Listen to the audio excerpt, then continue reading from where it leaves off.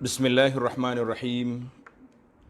Alhamdulillahi rabbil alamin wassalatu wassalamu ala rasuli rabbil alamin nabiyyina Muhammadin wa ala alihi wa sahbihi ajma'in. Allahumma 'allimna ma yanfa'una wa zakkirna ma nasina wanfa'na bima 'allamtana wa zidna 'ilma wa la hawla wa la quwwata illa billahil 'aliyyil 'azim wa ba'du. Muslimin dan muslimat, para penonton sekalian, Assalamualaikum warahmatullahi wabarakatuh. Alhamdulillah, kita panjatkan kesyukuran kepada Allah Azza wa Jalla kerana kita telah menghampiri Ramadan pada tahun 1441. Firmanullah Ta'ala, A'udzubillahi minasyaitanirrajim. Syahru Ramadan alladhi unzila fihi al-Qur'an hudan lin-nasi wa bayyinatin minal huda wal furqan. Faman syahida minkumus syahra falyasum. Al-ayah. Maksudnya, masa yang diwajibkan kamu berpuasa ialah bulan Ramadan. Jadi kita tahulah, kita duduk sekarang di bulan Ramadan, dipanggil Syahru Ramadan, bulan Ramadan. Sama ada kita tak sebut nama bulan Ramadan ataupun Ramadan saja. Sebagian dalam hadis yang salah saya baca, Atakum Ramadan syahrun mubarak. Telah datang kepada kamu Ramadan. Ramadan itu bulan yang diberkati, kan? Bulan yang diberkati. Allah kata apa? Allazi unzila fihi al-Quran. Bulan yang padanya diturunkan Al-Quran. Apa fungsi Al-Quran? Fungsi Al-Quran itu, para jemaah sekalian, kita tengok dalam ayat ini, iaitulah Ramadan itu dikira sebagai bekas. Wi'a lil Quran. Bekas kepada Al-Quran. Maka tak sayugianya, tidak sepatutnya kita yang menerima bekas duk gosok bekas ya. Bekas ni, Allah Masya Allah, ni saya punya pinggan ni, mangkuk ni beli di luar negara ni, international punya, order dah. Saya pergi sendiri, bukannya COD. Pergi luar negara, bawa balik bekas yang cantik. Kita duk ingat aku dengan bekas yang mahal, mari daripada luar negara, harga pun tinggi, mestilah isi kandungan dia besar, kan? Isi kandungan dia juga berharga. Bekas hanya ribu-ribu ke, tapi dia punya isi kandungan Indomie. Indomie, orang pergi Mekah ingat Indomie. Ingat Mina, ingat Indomie, kata dia Mak Haji Nuhak Ilang Puah, kan. Letak Indomie, mi Maggi lah Indomie tu. Letak Indomie yang harga RM1, RM1, dalam bekasnya ribu-ribu. Kita kata, ialah sedap makan, bukan. Artinya, Ramadan itu besar. Wi'a lil Quran. Syahr Ramadan unzila fihil Quran, menjadi bekas pada Quran. Tapi kita nak gosok bekas ya. Gosok bekas, isi tak ada. Rugi. Maknanya, para jemaah sekalian, bila kita kata Ramadan itu turun Quran, maka kita kena bersedia untuk mengisinya dengan Al-Quranul Karim. Apa kerja Al-Quran? Hudan linnasi wa bayyinatin minal huda wal furqan.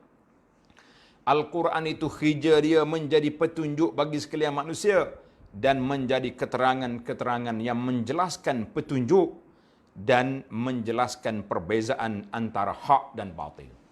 Hija Quran. Mau nak tahu mana hak dengan batil? Letak di atas neraca Al-Quran.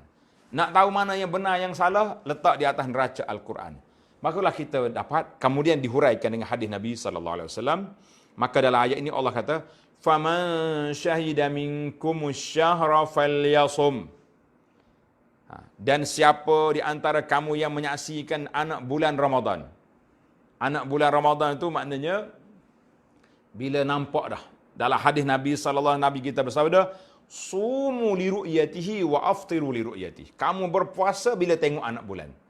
Wa aftiru, kamu buka puasa, maknanya berhari raya bila tengok anak bulan. Bulan Syawal, yakni bulan Ramadan, kan?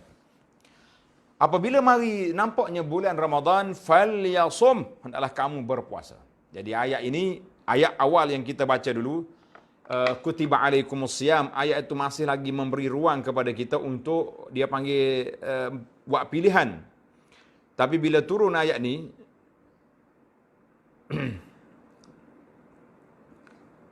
bila turun ayat Allah Subhanahu Wa Taala sebut kepada kita, faman syahida minkumus syahra falyasum. Maka ayat ni tak ada pilihan lagi. Itu sejarah puasa. Hari ini anda tak sebut sejarah Ramadan, dan kita nak fokuskan kepada apa yang kita nak buat ni, bermula daripada diisytiharkan Ramadan pada malam ini, insya-Allah taala. Kalau tak malam ini, malam besok, dua tu je kan. Maka apa yang patut kita buat, insya-Allah. Maka para jemaah sekalian, dalam ayat ini Allah SWT peringatkan kepada kita, Tuhan kata apa? Wa man kana maridan aw ala safarin fa iddatun min ayyamin ukhar. Siapa di kalangan kamu sakit, aw ala safarin, ataupun sedang bermusafir, fa iddatun, dia buka puasa, boleh buka puasa, tapi ingat, fa iddatun min ayyamin ukhar, dia kena ganti pada hari lain apabila dia sihat wal afiat, maka dia kena ganti puasa dia pada hari yang dia sihat. Dalam ayat ini, bila mari tentang puasa ni sukar, Allah kata dua kumpulan diberi kelonggaran, maridan, safarin, dua kumpulan, maka diikuti dengan ayat yuridullahu bikumul yusra wa la yuridu bikumul usra. Allah Ta'ala nak kamu senang, dia tak mahu kamu susah. Syariat puasa, na'am. Oleh kerana puasa ni sukar, tak makan, tak boleh minum pada siang harinya, bagi orang sakit mungkin tak larat, Tuhan kata buka. Aku nak kamu senang, bukan nak kamu susah. Aku nak kamu berpuasa, bukan nak suruh kamu mati. Makna puasa ni sekadar untuk lapar, menahan nafsu, bukan sampai mereka mati. Kalau sampai mereka mati, buka puasa. Ganti nanti sihat nanti. InsyaAllah. Kalau tidak, Ramadan. Kalau puasa ni seperti solat, para jemaah sekalian, kita kata ramailah orang yang mati di bulan Ramadan. Betul tak? Ramai orang mati bulan Ramadan lah, sebab tak cukup makanlah macam-macam. Maka Alhamdulillah, rahmat Allah Ta'ala sentiasa mari kepada kita. Bila mari bulan Ramadan, tak ramai juga orang mati, kecuali yang telah ditetapkan oleh Allah Azza wa Jalla. Para jemaah sekalian, muslimin dan muslimat sekalian, seperti yang telah kita war-warkan, insya-Allah saya sebut perbincangan kita, iaitulah hukum puasa. Hukum puasa ini wajib, dan Nabi SAW telah menetapkan bahawa orang-orang yang wajib berpuasa itu siapa? Iaitulah orang Islam.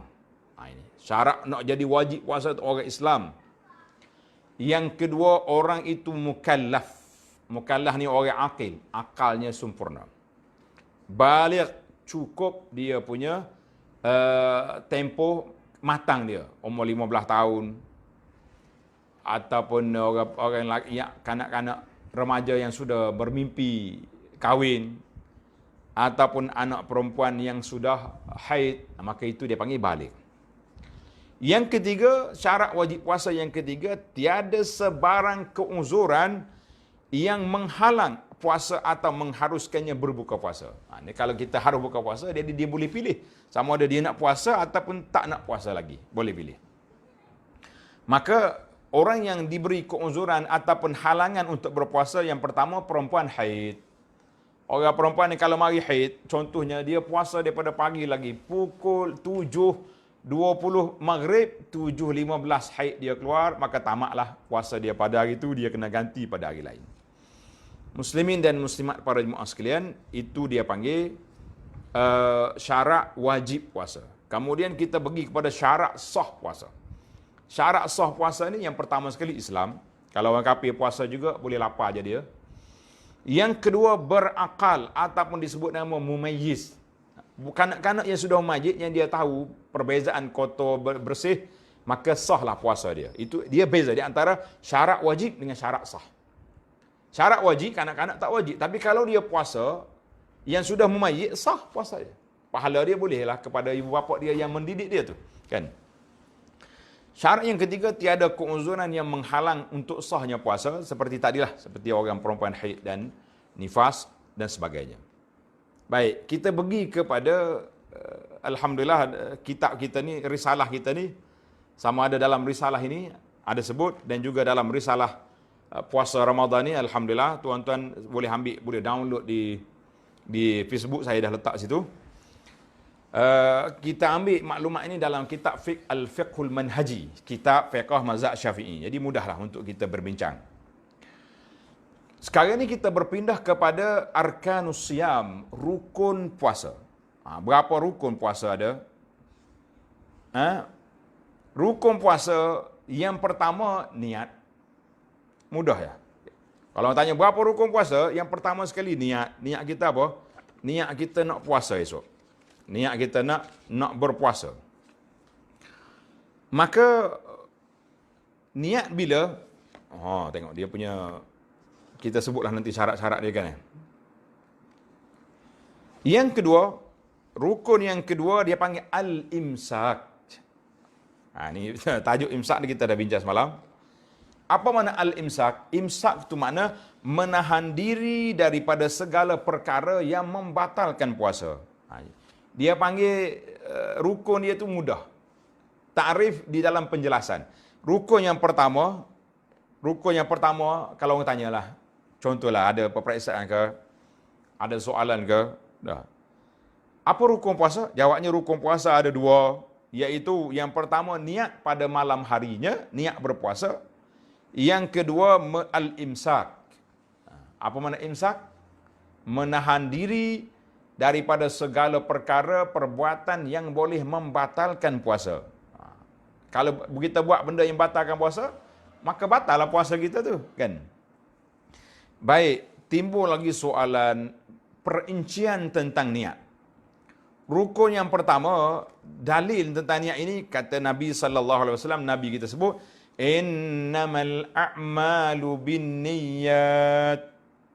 Sesungguhnya setiap amalan itu adalah dengan niat. Setiap amalan kita kena buat dengan apa? Dengan niat. Kita niat.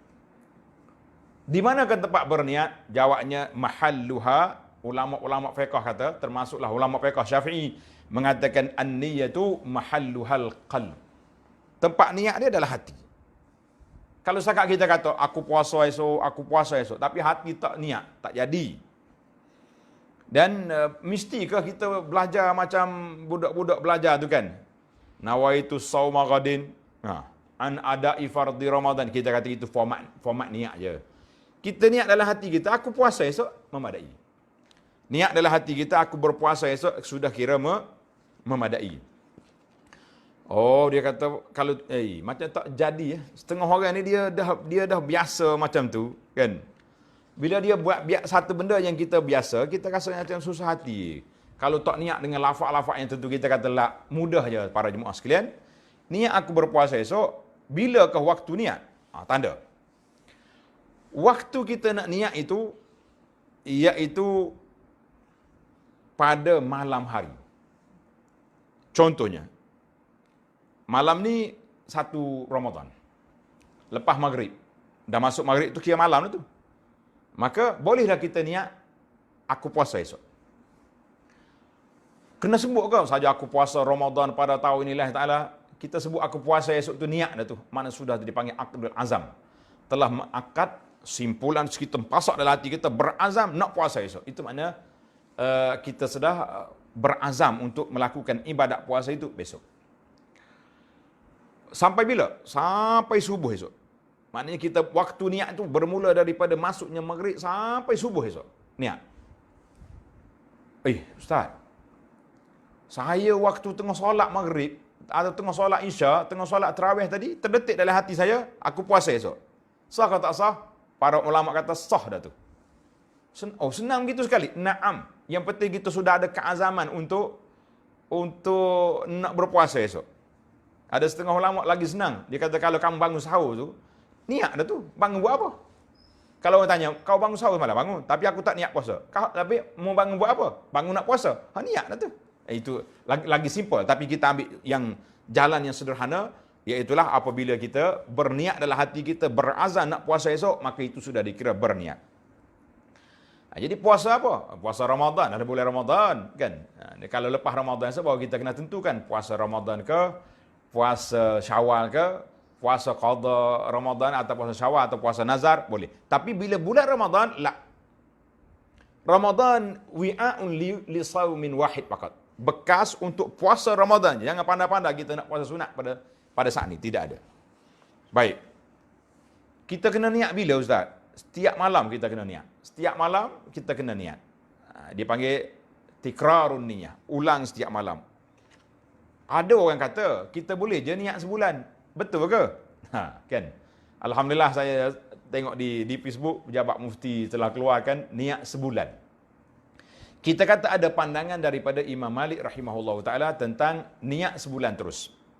Bila masuk malam pertama Ramadan, kita niat, Ya Allah, Ya Tuhanku, saja aku puasa, niat dalam hati kita, aku nak puasa sebulan Ramadan. Tapi, kita ulanglah setiap malam. Malam ni kita niat, malam esok niat, malam lusa niat. Mungkin ada satu malam kita tak berniat. Sahur pun tak bangun.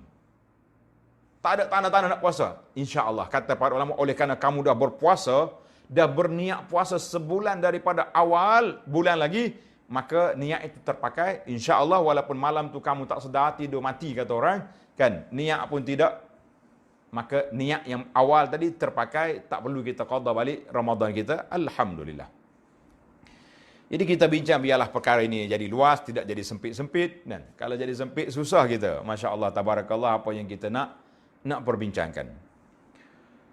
Maka kita tahulah, niat itu bermula bila setelah masuknya maghrib, masuknya malam dan berakhir apabila subuh esok. Cara nak niat, dalam hati, kita niat apa? Niat puasa Ramadan esok. Kalau tak sebut lafak macam Ipin duduk ajar dalam TV ke budak-budak tu boleh? Boleh je, tak apa. Alhamdulillah, para jemaah sekalian, itu niat kita. Jadi Alhamdulillah, jangan duduk. Manakah dalil sabda Nabi SAW, man lam yubayyit as-siyama qabla al-fajri fala siyama lahu. Siapa yang tidak berniat puasa sehingga sebelum terbit fajar, maknanya sampai ke subuh dia tak niat puasa, maka tidak sahlah puasa dia. Kita tak sah puasa dia, kan? Jadi Alhamdulillah para jemaah sekalian, syarat nak menentukan jenis puasa, kita kata puasa Ramadan itu sudah memadai. Sebab apa? Kita sekarang duduk di bulan Ramadan. Tapi kalau bulan lain, kita kena niat bila pada waktu-waktu yang malam kita nak puasa itu, kita kena tentukan niat dia. Kita tentukan niat dia. Masya Allah, tabarakallah. Baik, sekarang kita berpindah kepada rukun puasa yang kedua. Rukun puasa yang kedua apa dia? Al-imsaku anil muftirat. Dalam bahasa Arab kata. Al-imsaku anil muftirat. Menahan diri daripada melakukan perkara-perkara yang membatalkan puasa. Apa dia yang membatalkan puasa? Tanda ni. Yang pertama sekali saya baca ni mengikut dalam fiqh kita lah, fiqh mazhab Syafi'i dulu. Kemudian kita tengok dari sudut perbahasan ulama semasa, kan? Perbahasan ulama semasa. Yang pertama, menahan diri daripada segala yang membatalkan. Apa yang membatalkan puasa itu? Sepakat ulama mengatakan makan dan minum. Tengah hari Ramadan, bismillah, puak makan. Batallah puasa dia. Ataupun minum. Maka itu di antara perkara yang membatalkan puasa. Secara otomatiknya batal. Kecuali, ada lagi kecuali. Apa dia kecuali, Ustaz? Kecuali kita makan dengan terlupa. Boleh ke terlupa? Masya Allah. Manusia ni mu'arrad, nama dia manusia. Dinamakan manusia tu sebab mereka tu lupa. Ingatkah kita ni? Kita ni sebab lupa nama dinamakan manusia. Contohlah orang ni, dia tak ingat dia puasa. Hari pertama ke, bangun-bangun tidur, tengok ada nasi. Allahu Akbar. Sedapnya, bismillah makan. Maka kenyang siap dah. Orang mari tepuk belakang. Pain. Mu tak puasa ni? Astaghfirullahalazim. Astaghfirullahalazim. Puasa aku terlupa. Nabi kata apa? Tak ada masalah. Kalau dia terlupa, dia boleh teruskan puasa dia. Yut'imhu. Allah Ta'ala telah beri dia makan, beri dia minum. Kata Nabi SAW, man nasiya wa huwa sa'im fa'akala. Au syariba falyutimma sawmahu fa innama at'amahu Allahu wa saqahu. Nabi kata, siapa dia terlupa dia puasa, dia apa makan atau dia minum, maka bila dia ingat balik, dia sempurnakan puasa dia tu. Jangan kata batal dah puasa aku lah, tak batal. Nabi kata, maka sesungguhnya Allah telah memberinya makan dengan minum. Bonuslah bagi dia. Makan dengan minum. Dia pergi basuh mulut siap-siap. Komo-komo, maka sesalah, puasa dia boleh teruskan. Kita kata Alhamdulillah. Baik, itu yang pertama, makan dengan minum. Kecuali terlupa. Yang kedua, dua dah tu. Makan, minum, dua. Yang ketiga, ini kita ambil yang disepakati oleh para ulama tentang perkara yang membatalkan puasa. Yang ketiga, al-jima'. Apa makna jima'? Melakukan persetubuhan dengan isterinya. Tengah hari Ramadan, musim PKP ni, duduk tidur gelap pula, terlupa nak buka lansir. Ingat ke malam lagi. Masya Allah, tabarakallah, berlakulah sesuatu yang tidak sepatutnya di siang hari Ramadan, terlupa. Bini kata, apa ni? Kita puasa ni, astaghfirullahaladzim. Tapi biar betul-betul lupa lah, jangan buat lupa. Lepas buat lupa, iya ke? Lepas sudah tu, iya ke puasa? Ni jawab dia berat awak. Orang yang, ingat tuan-tuan. Siapa yang melakukan persetubuhan jima' pada siang hari Ramadan, dalam keadaan dia berpuasa, dia tidak terlupa dan tidak dipaksa, maka wajib ke atasnya, apa dia? Siyamu syahraini mutatabi'ain. Dia kena puasa 2 bulan berturut-turut. Cari pasal jangan. Ataupun merdeka hamba tak ada sekarang. Puasa 2 bulan berturut-turut. Dia puasa 50 hari, tiba-tiba buka sehari. Sambung balik. 1 semula. Bukan 51. 1 balik sampai 60. Allahu Akbar. Cari pasal. Yang keempat yang disepakati oleh para ulama, haid dan nifas. Tengah-tengah puasa orang perempuan ni tiba-tiba keluar haid ataupun keluar nifas, keluar anak lah nifas tu, beranak, maka batalah puasa dia secara automatik. Dan ada lagi, di antara perkara yang membatalkan puasa, berapa tadi kita 4, yang kelima, memasukkan sesuatu benda ke dalam rongga melalui ruang yang terbuka. Melalui dia panggil liang yang terbuka. Alhamdulillah, kita dah huraikan perkara ini. Liang yang terbuka tu panjang lah. Kalau kita tengok dalam fiqh mazhab Syafi'i ni, agak ketat sikit. Apa dia panggil liang yang terbuka? Yang masuk dalam ain yang terbuka itu, tengok dalam kitab. Kitab fiqh manhaji dia kata apa? Sampai sesuatu ain ke dalam rongga, al-jawf, melalui liang yang terbuka. Maksud ain itu benda. Ain. Ramai orang kita nama ain. Ain. Nama benda. Benda, bahan tu. Al-jawf. Jawf tu benda yang terbuka. Apa dia? Iaitulah otak. Ataupun apa yang berada di antara bawah halkum hingga ke perut. Dia panggil jawf. Adapun liang yang terbuka, mula dia tu. Masuk sesuatu, ain, ke dalam rongga melalui liang yang terbuka. Jadi jauh tu, masuk otak ni. Masuk ke dalam halkum, masuk dalam perut. Itu jauh. Baik. Liang yang terbuka iaitulah mulut, telinga, kubul, dubur, sama ada laki-laki ataupun perempuan. Tak kira. Masuk kot tu, maka batallah puasa dia mengikut dalam fiqh kita. Fiqh mazhab Syafi'i ni.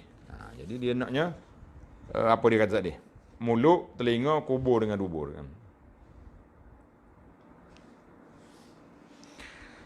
Baik.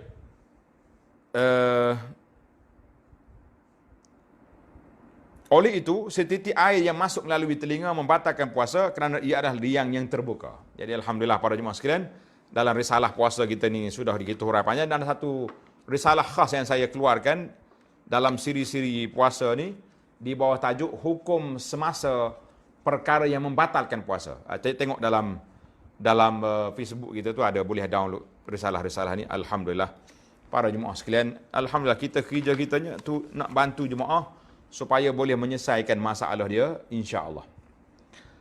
Baik, yang ke berapa dah kita ni? Liang yang terbuka. Yang ke seterusnya. Tanda, tadi yang kelima kan. Yang keenam, muntah dengan sengaja. Muntah dengan sengaja. Sebab itulah bila timbul isu nak ambil sampel COVID ni, Kan dia cocok dalam hidung, zruk, masuk. Atau cocok dalam tengkok. Dibimbangi waktu dia masuk dalam tengkok tu, nak ambil dia punya cecair dalam tu, jadi muntah. Itu bimbang takut batal puasa. Sebab itulah bila pegawai kesihatan tanya saya, dia kata, Ustaz, kalaulah ada orang yang terpaksa kena ambil sampel ni bulan Ramadan. Saya kata buat malam. Minta maaf lah, malam ni staf-staf pun habis gas juga. Dia pun nak balik rumah dia juga kan. Jadi kita kata kalau setakat tak ada muntah dengan sengaja, insya-Allah bagi anak. Dan Alhamdulillah saya dah nukilkan juga pandangan beberapa orang mufti di Malaysia juga telah memberi pandangan bahawa tidak batal. Kita kata Alhamdulillah. Kesimpulannya, tidak batal. Tapi kalau muntah dengan sengaja, macam mana? Dia korek dalam tengkok, masuk, muntah. Itu batal puasa. Tapi kalau dia pening, kita dah tak makan, kita naik kereta pusing dah. Mari pening. Muntah. Itu dia panggil muntah tidak sengaja. Tak batal puasa. Alhamdulillah. Yang ketujuh, mengeluarkan mani. La haula wala quwata illa billah. Mengeluarkan mani dengan sengaja. Sama ada dengan berkucuk ataupun seumpamanya dengan tangan, maka itu batal puasa. Tapi kalau dia bermimpi, tak apa. Dia mimpi. Dan dia mimpi atau dia tengok je. Dia tengok ni, tak tahulah mari macam mana pula bulan puasa backing pula dia ni dah. Dia tengok isteri dia naik ra. Sampai mereka keluar mani. Ya kalau setakat tengok je, itu tidak jadi. Yang tak bolehnya pergi duduk gosok-gosok, lepas tu duduk keluarkan dengan tangan, itu batal puasa. Yang ke-8, gila atau murtad. Na'udzubillah. Yang ke-8 ni gila ataupun murtad. Orang gila ni, gila sungguh lah. Dia panggil gila, apa dia gila ni? Bukan jenis pening-pening tu tak ada. Junun. Maka orang ni pun batal puasa dia. Dia tengah puasa tiba-tiba gila dia mari, maka batal lah puasa dia, para jemaah sekalian. Itu di antara 8 perkara yang membatalkan puasa. 8 perkara yang membatalkan puasa. Timbul lagi soalan, ada orang kata Ustaz, dengar ni. Ada orang kata ni yang tak sedap kita ni. Contohnya, kalau orang ni naik seh dah. Naik seh. Maknanya mengamuk dah dia ni. Tengok bini dia tak boleh. Jadi macam tak sedar diri dah. Orang Kelantan kata nanak dah ni. Jadi ada orang kata gini ya. Kamu jangan pergi setubuh dulu. Habis pergi minum air dulu. Lepas minum air baru setubuh. Kita kata lah, jangan main-main dengan hukum Allah. Walaupun ada pandangan yang mengatakan sedemikian, kita kata tidak. Sebab apa? Sebabnya, adakah kena kafarah 2 bulan berturut-turut tu dengan sebab dia buka puasa dengan jima ataupun dia telah mencabul hormatul syahr Ramadan, mencabul kehormatan Ramadan. Saya kata, walaupun ada sebagian ulama kata boleh minum air dulu lepas tu pergi jima, kita kata kalau boleh memikir macam tu, boleh minum air dulu lepas tu pergi jima, kerana tak nak kena denda 2 bulan berturut-turut, baiklah kamu pergi minum air, pergi menyangkut depan tangga. Kan? Tak? Nampak bengong sangat ni. Merah dah butir mata ni, bini dia masuk sembunyi kat mana-mana, dia pun daripada dia pergi cari minum air, baik dia keluar rumah, pergi tidur bawah pokok. Musim PKP ni nak pergi tidur di masjid tak boleh kan. Masjid sudah kunci, pergi tidur bawah pokok mana-mana. Kalau polis mari kenapa ni? Tak boleh Syekh. Maaf tak tahu jam ni. Duduk rumah ni 2 bulan kena denda, kena kafarah. Baik saya duduk sini minta maaf sekejap tu. Polis gosok apa ni sekejap, hilanglah dia punya naik Syekh tadi tu. Ini bahaya sekali. Jangan main 2 bulan berturut-turut, jangan kuat. Allahu akbar. Itu di antara perkara yang kita kena ingat. Jadi para jemaah sekalian, itulah di antara perkara yang kita kena ambil perhatian besar di dalam isu ini. Kemudian alhamdulillah saya dah terjemahkan keputusan fatwa ulama semasa mengenai hukum batal ataupun tak batal puasa. Dalam risalah ni kita dah keluarkan satu risalah juga dalam yang saya keluarkan dalam siri pamphlet ni, ada tajuk dia Hukum Semasa Perkara yang Membatalkan Puasa. Hukum semasa perkara yang membatalkan puasa. Dalam ni ada alhamdulillah di dalam risalah ni pun ada juga. Saya tengok sudah ramai semalam yang sudah download apa ni. Ni. Tengok ni. Dia tulis fatwa semasa tentang hukum hakam puasa. Ini menarik tuan-tuan. Saya baca sebahagiannya. Keputusan persidangan fiqh antarabangsa Al-Majma' Al-Fiqhi Al-Islami pada tahun 1418 bersamaan dengan 1997 mengenai perkara yang tidak membatalkan puasa. Yang pertama, ubat titis mata. Yang tadi kita bincang tentang mazhab Syafi'i, tapi ulama semasa ni bincang dalam sudut lain, dalam sudut di manakah jauf yang sebenarnya. Maka mereka mengatakan al-jauf, rongga yang sebenarnya yang batalkan puasa itu iaitu al-ma'idah, usus kita. Mana kalau sampai ke usus, sampai ke jalan perut, barulah batal. Kalau setakat duduk main ke tepi-tepi ni, tak batal. Maka dengan itu, keputusan dia kata apa? Ubat titis mata, titis telinga dan basuh telinga, ubat titis hidung atau semburan hidung dengan syarat tidak menelan apa yang sampai ke halkum. Maka tidak batal. Yang kedua, ubat tablet bawah lidah yang digunakan oleh pesakit angina, pesakit jantung dengan syarat tidak menelan apa yang sampai ke halkum. Kan orang sakit jantung ni kalau ada masalah, dia letak ubat di bawah lidah. Yang ketiga, memasukkan ubat ke dalam faraj melalui alat perubatan, membasuh spekulum dan jari doktor atau bidan semasa pemeriksaan sebelum bersalin. Doktor cocok masuk jari dia, tarik balik, tak batal. Pelik dia tu ni. Ini keputusan semasa. Tapi kalau kita baca dalam fiqh lama, tadi ada sahabat kita tanya, dia ni penyakit bawasir. Bawasir ni kan dia keluar masuk, nasallallahu salamah, Allah Ta'ala selamatlah kita, dan Allah Ta'ala sembuhkan penyakit saudara yang bertanya tadi. Penyakit bawasir ni dia keluar masuk. Dia punya, tak tahu, orang Kelantan kata rembor. Rembor tu hak merah tu, keluar masuk. Jadi kalau tengok dalam fiqh ni batal. Ada dalam kitab fiqh mazhab Syafi'i, kalau sekiranya orang tu, orang Kelantan kata berok kesak. Kesak ni tak keluar dia punya najis. Keluar separuhnya. Keluar. Merah muka-muka dia tengah keluar separuh. Top. Separuh lagi tendang masuk balik, batal puasa. Ini di antara syadid lah. Tapi alhamdulillah dengan fiqh semasa ni, insya-Allah banyak perkara yang menyelesaikan. Yang keempat, memasukkan teropong ke dalam salur peranakan atau rahim atau ke dalam alat ke dalamnya. Dia panggil, contohnya alat pencegah kehamilan IUCD. Kan? Saya baca ni, pihak doktor yang tahu. Ini alat ni juga tidak batal. Yang kelima, memasukkan teropong ke dalam salur kencing lelaki atau perempuan untuk penyediaan X-ray dan sebagainya. Yang keenam, menampal, mencabut, mengorek, mencuci gigi atau menggunakan alatan dan berus gigi. Ni ada orang tanya soalan, saya jawab sini. Dia tanya, Ustaz, boleh tak boleh kita berus gigi siang hari, bersiwak, guna ubat gigi? Kita kata boleh, tapi dengan syarat. Dengan syarat, tiada apa-apa bahan yang memasuki perut dari prosedur tersebut.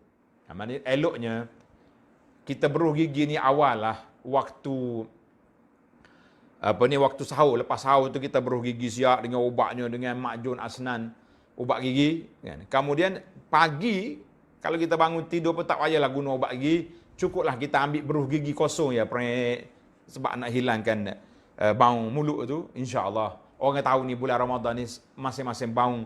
Nabi pun sebut dalam hadis, la khalufu famis saim atyabu indallahi min rihil miski. Bau mulut orang berpuasa lebih wangi di sisi Allah Taala daripada bau kasturi. Masya-Allah, tabarakallah. Yang ketujuh, membasuh mulut, berkomo-komo atau semburan mulut dengan syarat tiada bahan yang masuk ke dalamnya. Jadi kita pergi. Yang ke-8, suntikan melalui kulit, otot, sendi atau pembuluh darah. Tak batal. Kecuali menyalurkan makanan melalui pembuluh darah seperti glugus yang mengenyangkan. Ini khilaf ulama. Ada mengatakan kalau siapa mereka kena glugus ni, orang ni boleh buka puasa dah, kan? Baiklah. Di antara lagi sambungan dianya oksigen ataupun gas bius. Bius menggunakan gas, bukan menggunakan cecair yang mengenyangkan. Yang ke-11, semua jenis bahan yang boleh menyerap ke dalam badan melalui kulit seperti krim, jeli atau plasta berubat. Yang ke-12, sesalur dan bahan perantara untuk pemeriksaan X-ray khas jantung dan organ lain. Yang ke-13, teropong ke dalam rongga perut untuk mencari punca penyakit. 14, mengambil tisu hati atau organ lain untuk ujian makmal. Yang ke-15, teropong perut dengan syarat tidak masukkan apa-apa bahan cecair atau bahan seumpamanya. 16, memasukkan ubat ataupun alat ke dalam otak. Yang 17, muntah secara tidak sengaja. Ini di antara keputusan-keputusan yang dibuat. Dan jika tidak memberi mudarat, para doktor Muslim hendaklah menasihatkan pesakit untuk menangguhkan rawatan yang meragui sehingga selesai puasa. Eloknya macam itulah kan. Ada lagi keputusan seminar fiqh perubatan pula tahun 97 juga. Dia kata pendapat majoriti ulama mengatakan tidak batal juga suntikan ke dalam dubur, teropong dan pemeriksaan digital dalam dubur. Pembedahan yang melibatkan bius sepenuhnya jika pesakit mengambil keputusan berniat untuk berpuasa pada malam. Yang ketiga, mesin ataupun dialisis buah pinggang melalui perut. Ini di antara perkara dan termasuk juga yang dibincangkan oleh ramai para ulama semasa, iaitulah inhaler, penggunaan inhaler ni. Inhaler ni penggunaan untuk orang asma. Orang asma kan, orang asma ni dia kadang-kadang dia terpaksa kena sedup dia punya alat tu. Kalau tak sedup tu rebah. Ini ramai di ulama semasa mengatakan inhaler ni di antara perkara yang tidak membatalkan puasa. Dia kata ada sikit bahan dia. Sikit bahan tu masuk. Kita kata sikit sangat. Sebab saya dah belajar dengan doktor, dia kata ubat dia tu botol besar ni, dia boleh sembuh 200 kali tak silap. Mana kalau dia masuk tu berapa terlalu kecil. Nak banding dengan air yang kita berkomo-komo untuk ambil wuduk lebih banyak daripada ubat inhaler. Itu pun dia masuk, dia pergi ke paru-paru, dia tak turun ke dalam ma'idah. Wallahu alam. Jadi para jemaah sekalian, yang besar dalam isu ni, isu batal tak batal puasa ni, selain daripada kita tengok yang fizikal tadi, maka tuan-tuan tanda, antara perkara yang patut diberikan fokus mendalam dalam waktu Ramadan ialah yang pertama, bagaimana nak merealisasikan firman Allah Ta'ala, la'allakum tattaqun, supaya menjadi manusia yang bertakwa. Itu yang besar sekali. Kita nak jadi orang yang bertakwa, itu yang utama. Bagaimana cara? Tengok dalam rakaman kita, siri yang pertama semalam, Alan-Ana dah huraikan, ada-adanya. Yang kedua, isu yang kedua yang besar kita kena bincangkan juga, iaitulah bulan fungsi Al-Quran. Syahrul Ramadan lazi unzila fihil Quran. Jadi kita kena tengoklah baca Quran macam mana, tadabbur Quran macam mana. Alhamdulillah. Yang ketiga, mengambil perhatian besar kepada pengikis, perusak wabak virus yang menghapuskan pahala puasa kita. Masya Allah, tabarakallah. Dengan berkelainya, dengan duduk tulis benda-benda yang tak baiknya, dengan buat fitnah kepada orang di bulan Ramadannya, semua itu mengikiskan pahala atau merusakkan pahala, walaiyazubillah. Kemudian yang keempat, isu yang kita kena besarkan, bagaimana kaedah nak menambahkan pahala dan mencari keredaan Allah Azza wa Jalla. Alhamdulillah saya sudah bincang tajuk ini dia dalam siri yang lepas, dalam risalah kita yang pertama, iaitulah adab dan perkara-perkara yang kita kena buat di bulan Ramadan. Alhamdulillah para jemaah sekalian, tamatlah sesi pembentangan. InsyaAllah kita masuk kepada sesi tanya jawab pula. Sesi tanya jawab. Ada beberapa soalan yang telah ditanya. InsyaAllah kita cuba jawab secara ringkasnya. InsyaAllah.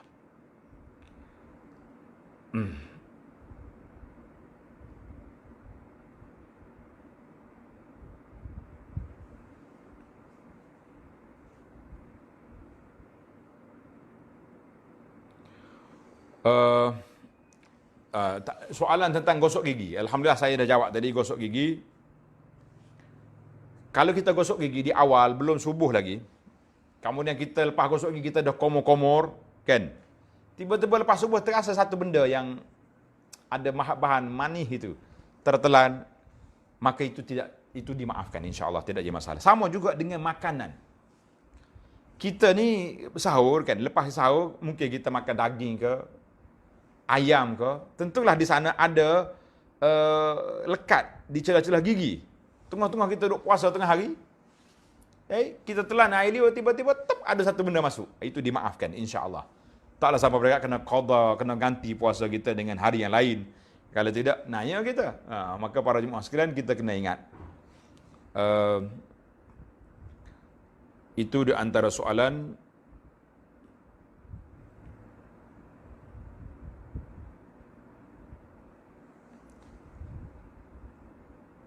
Mana lebih menepati, mana lebih afdal solat witir 3 rakaat dengan 2 salam? Ini soal witir pula. Kan kita Ramadan ni 3 perkara yang dekat.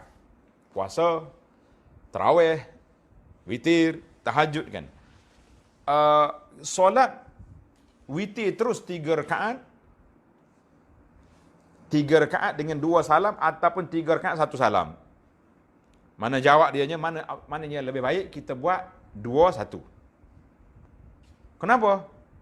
Kita 2-1 ni ada banyak yang kita tambah dan yang mula-mula 2 rakaat, lepas tu kita tasyahud. Lepas tasyahud kita ada selawat kat atas Nabi sallallahu alaihi wasallam, kemudian kita ada doa di akhir, kemudian kita mula balik.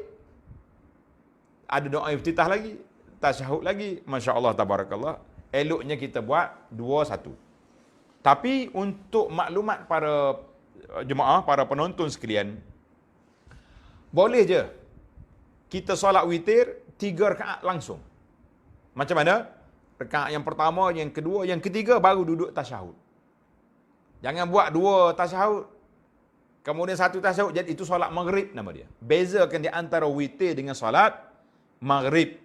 Beza antara witir dengan solat maghrib. Kena bezakan. Kalau nak buat 5, boleh. 1, 2, cuma saya bimbang, takut lupa rakaat. Rupa rakaat macam mana kita nak ingat kan? Susah juga tu. Masya Allah, tabarakallah.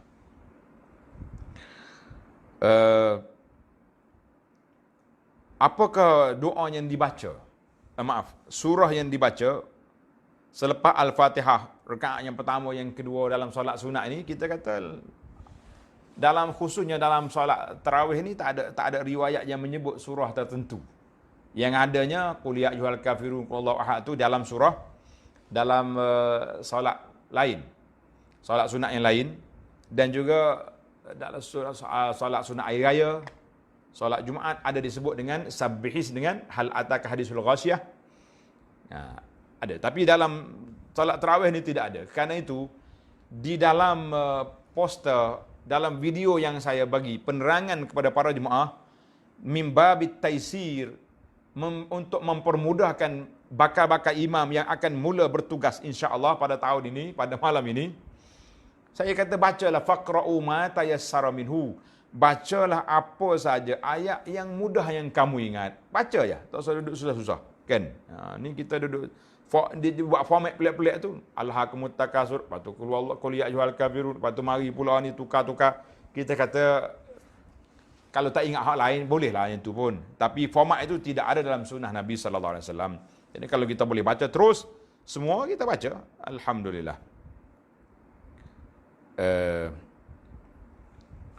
Adakah kita boleh kunut setiap kali kita witir atau pada atas bulan Ramadan saja? Kita kata para jemaah sekalian, kunut dalam solat witir, dalam fiqh mazhab Syafi'i kata bermula pada malam yang ke-16. Malam maknanya awal sampai 15 belum kunut lagi. Bila dia kunut, malam yang ke-16 kan, malam separuh kedua.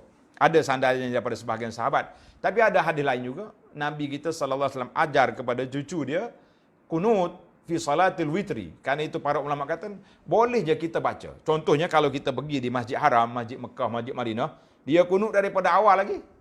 Solat witir malam pertama tu kunut dah. Maka di sini ada kelonggarannya. Sebagai ulama mengatakan bolehlah kita buat malam ni, tak buat malam esok pun tak apa. Tapi kalau kita nak buat setiap malam betul seperti mana yang diamalkan di 2 masjid Tanah Haram, saya kata insya-Allah sebagaimana hadis umum Nabi kita sallallahu alaihi wasallam ajar kepada cucu dia witir maka boleh kita amalkan insya-Allah. Kalau kita nak pegang dengan mazhab Syafi'i, nak mula setengah Ramadan, itu pun tidak jadi masalah. Khususnya dalam perkara-perkara yang terlibat dengan perkara ini, kita kata ada kelonggarannya insya-Allah. Soalan solat tarawih. Bolehkah kita lihat mushaf untuk surah-surah dan kita dapatkan pahala? Adakah kita juga dapat pahala jika kita melihat mushaf untuk solat wajib?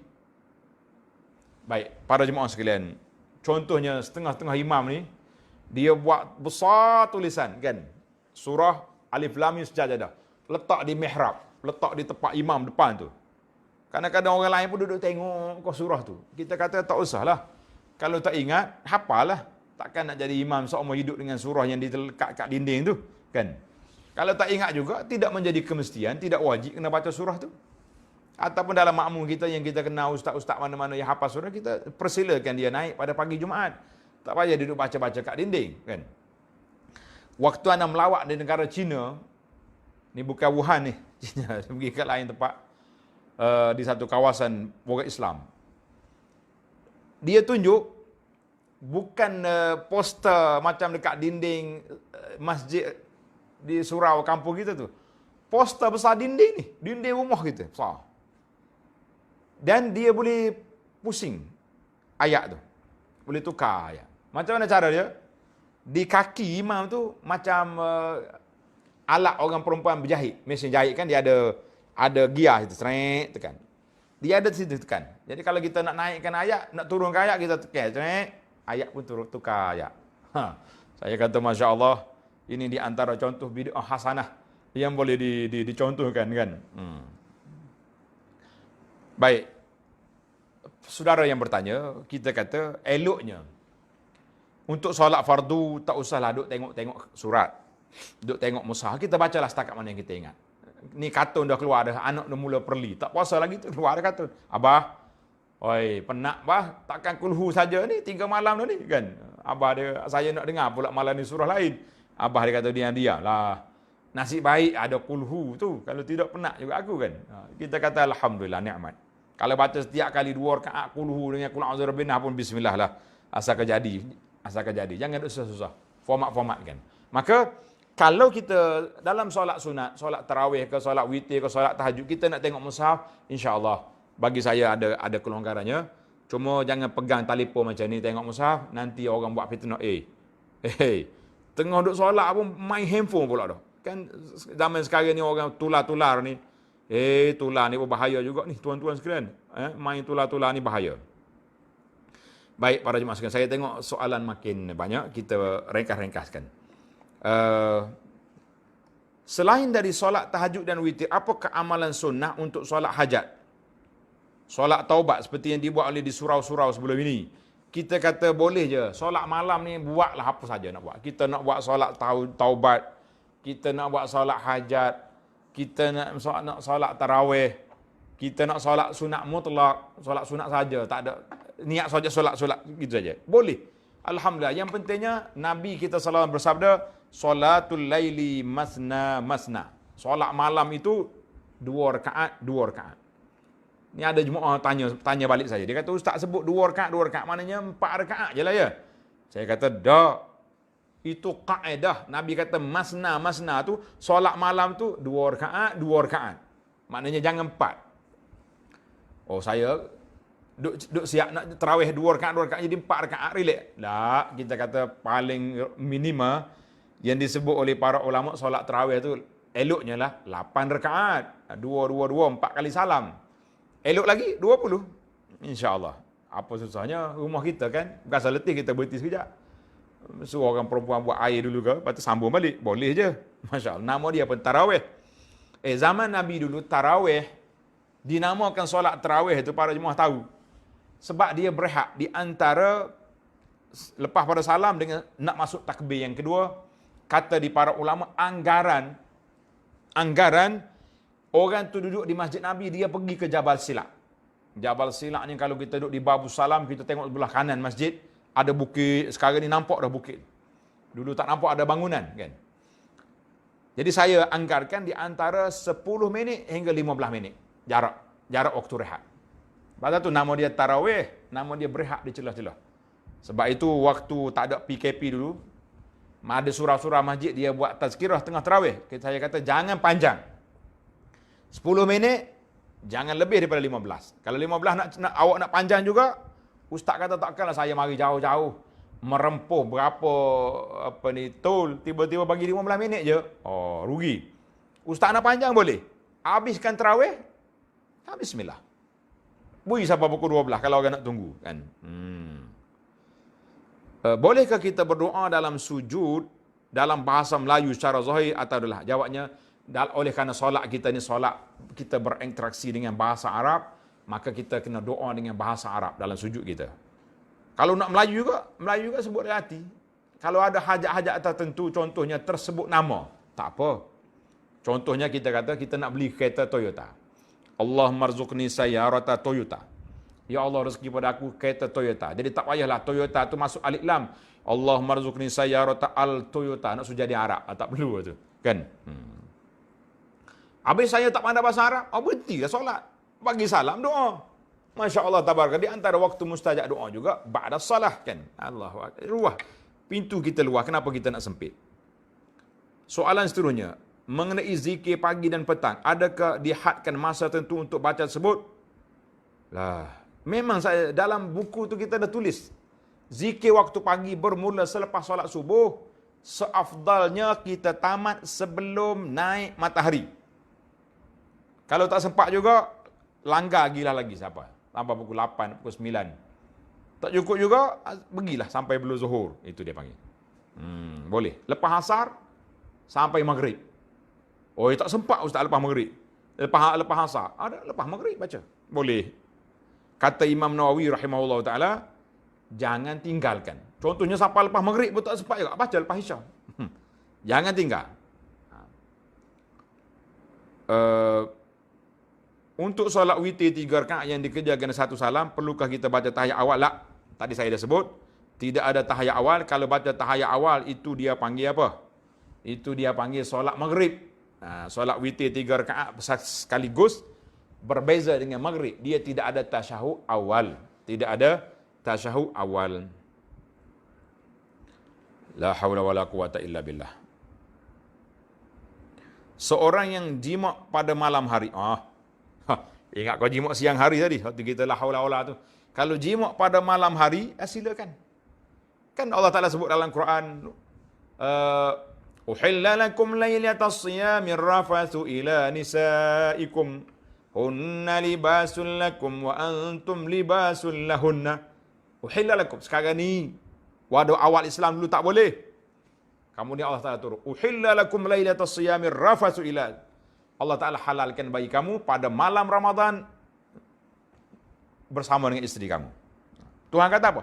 Fabtaghu ma kataballahu lakum. Tuntutlah apa yang Allah Ta'ala tulis rezeki pada kamu. Maknanya, biar boleh anak Muhammad Ramadan sekali. Itu dia. Soalan dia tak habis lagi tu. Dia berjimat pada malam hari, kita kata silakan. Sahkah puasa jika mandi hadas selepas subuh? Mana dia sedar-sedar lewat kan? Lewat dah sedar. Masuk waktu subuh dah. Atau dekat subuh. Kalau nak mandi tak sempat nak sahur. Kita kata, ya Allah, pergi sahur dulu. Kalau boleh ambil wuduk, itu eloklah. Ambil wuduk dulu. Orang panggil nak kurangkan dia punya hadas. Kalau tak sempat, pergi makan. Sudah makan orang azan siap dah, pergi mandi, boleh. Ataupun kalau ni soalan dia kata sedar lepas syuruk dah. Yang pentingnya para jemaah sekalian, mandi awal-awal lah. Sebab kita nak qada subuh, dah sedar syuruk. Lewat benar sedar ni, kan. Lepas ni nak solat zuhur pula. Ini kalau sampai peringkat petang baru mandi. Lepas tu, zuhur, kau solat mana? Asar, subuh mana solat? Kita kata tak boleh. Jangan menangguh-nangguhkan lebih daripada itu. Soalan yang seterusnya. Apakah hukum jika sedang berpuasa tapi tak mengerjakan solat? Masya Allah, tabarakallah. Ini saya dah senaraikan tuan-tuan tengok dalam YouTube. Tajuk dia, ada 40 perkara ajaib di bulan Ramadan. 40 ke apa? Lupa dah saya. Tajuk dia, benda-benda yang ajaib di bulan Ramadan, di antaranya puasa tak salat. Para jemaah sekalian, mana besar puasa tu dengan salat? Dua-dua tu semuanya rukun Islam. Tapi kalau tak salat, para ulama katakan la hazza fil Islam. Tidak ada lagi bahagian nama orang Islam kalau dia tak salat. Nabi sebut dalam hadis al-ahdul lazi bainana wa bainahumus salah. Perjanjian antara kita dengan mereka salat. Kalau mu tak salat, apa puasa buat apa? Salat itu besar. Rukun Islam yang kedua. Puasa lepas daripada dia. Kita kata ini benda ajaib.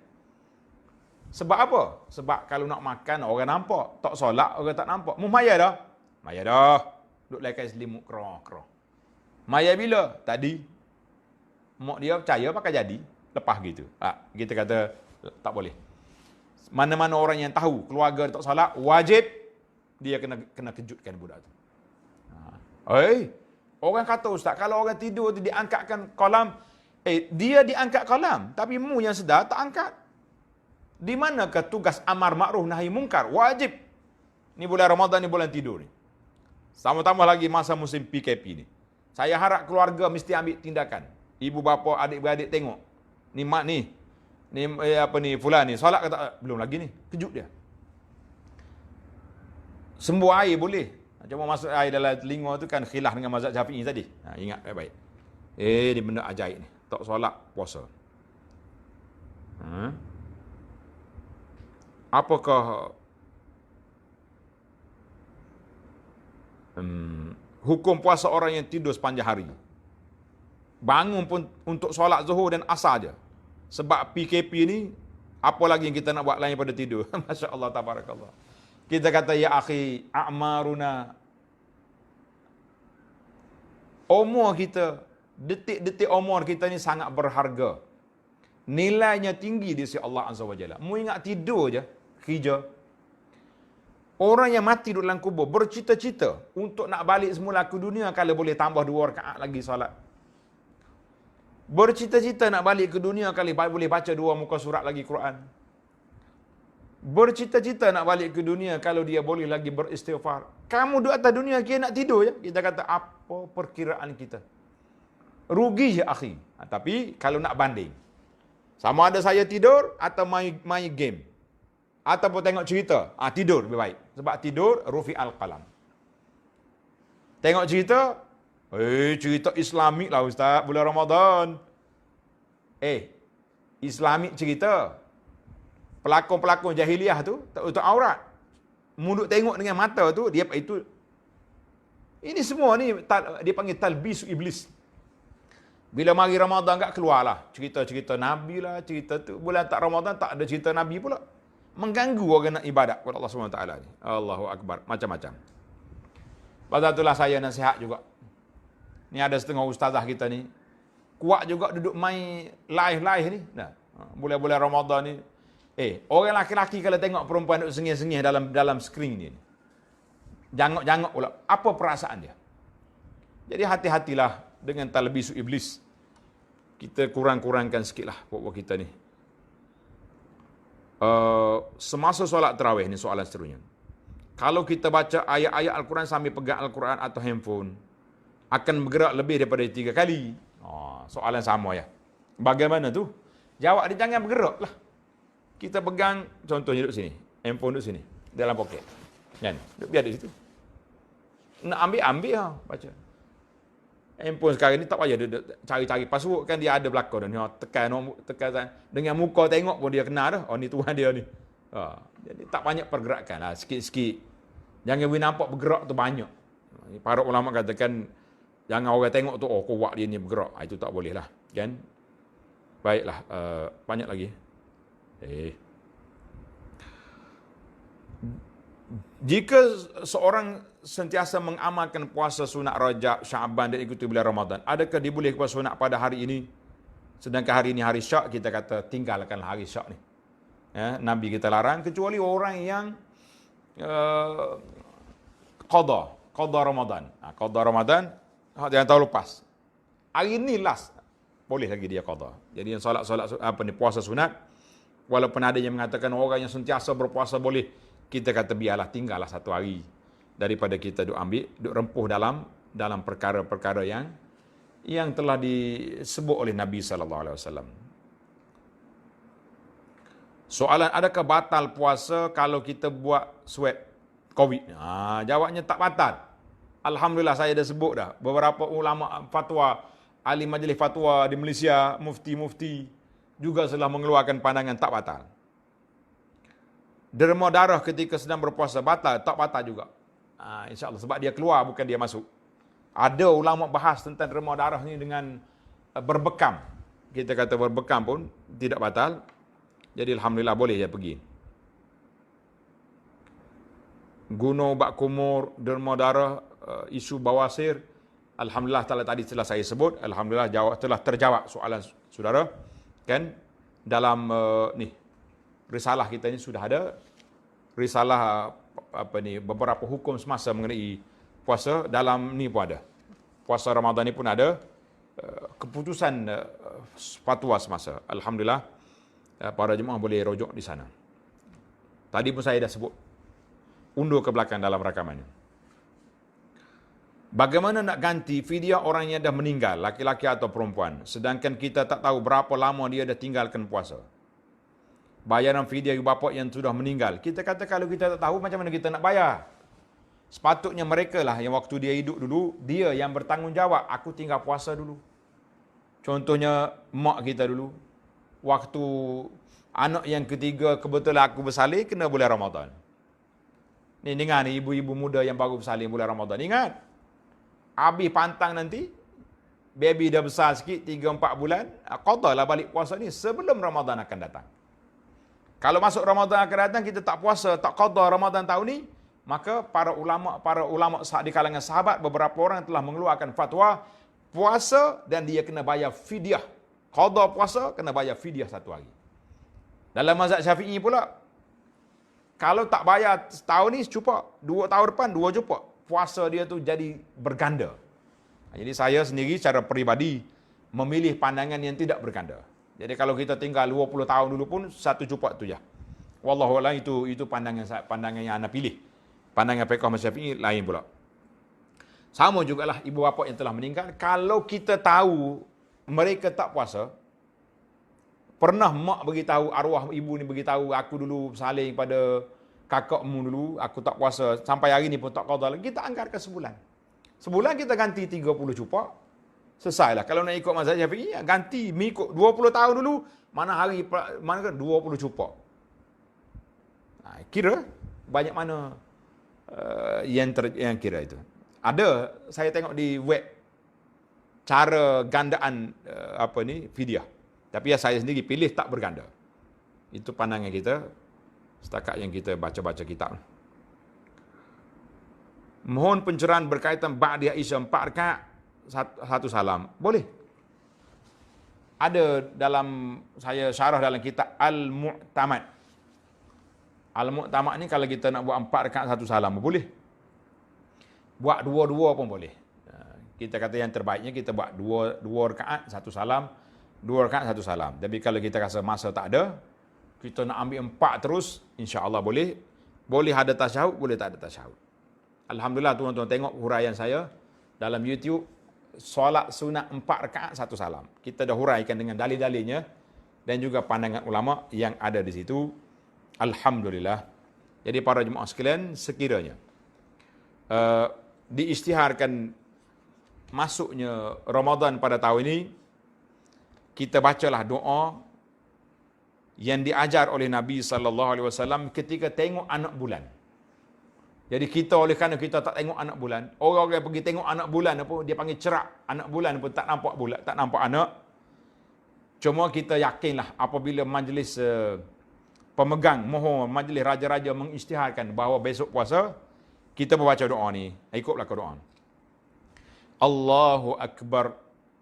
Allahumma ahillahu alaina bil amni wal iman was salamati wal islam wat taufiq lima tuhibbu rabbana wa tarda rabbuna wa rabbuka Allah. Jadi Allah Maha Besar, Ya Allah terbitkanlah ke atas kami bulan yang membawa keamanan dan keimanan. Sebab walaupun kita tak tengok anak bulan, tapi ahli majlis yang mengeluarkan fatwa bahawa esok berpuasa bermakna mereka sudah yakin ada anak bulan di situ. Nampak tak nampak cerita lain. Nah, kesejahteraan dan Islam serta taufik, terbitlah ke atas kami bulan yang membawa keamanan dan keimanan. Kesejahteraan dan Islam serta taufik ke arah melakukan perkara yang engkau redai. Tuhanku dan Tuhanmu, hei anak bulan, adalah Allah. Ya, hadis ini dikeluarkan oleh Imam Ahmad dan At-Tirmizi. Kita kata muslimin dan muslimat para jemaah sekalian, itu di antara doa-doa yang kita baca. Dan alhamdulillah, ingatlah, saya dah keluar satu video pendek tentang adab-adab berbuka puasa dalam siri yang lepas. Tuan-tuan boleh tengok balik dalam rakaman. Dan kalau kita pergi buka puasa rumah orang juga ada bacaan sendiri. Adapun tentang Lailatul Qadar, tentang hari raya, insya-Allah tuan-tuan tengoklah dalam Facebook Abu Anas, kita sentiasa akan letak video-video yang berkait dengan puasa. Sepanjang hari, setiap hari ada je isu-isu baru yang akan saya letakkan di situ. Dan insya-Allah, oleh kerana Ramadan ini dia panggil Syahrul Quran, maka kuliah petang kita hanyalah setakat petang ini saja. Allahumma ahilhu alaina, ya Allah, rezekilah kepada kami dapat berpuasa di bulan Ramadan. Atakum Ramadan syahrul mubarak. Kita mengatakan wa kullu amin wa antum bi khair. Taqabbalallahu minna as-siyam wal qiyam. Allahumma a'inna 'ala as-siyam wal qiyam wa tilawatil Quran. Ya Allah, bantulah kami semua untuk berpuasa dengan sebaiknya dan untuk berqiyam, berdiri pada malam, mengerjakan ibadat salat dan melakukan amal-amal kebajikan di bulan Ramadan ini, ya Rabbal Alamin. Rabbana atina fid dunya hasanah wa fil akhirati hasanah wa qina azabannar. Wa sallallahu ala nabiyyina Muhammad wa ala alihi wa sahbihi ajma'in. Walhamdulillahi rabbil alamin.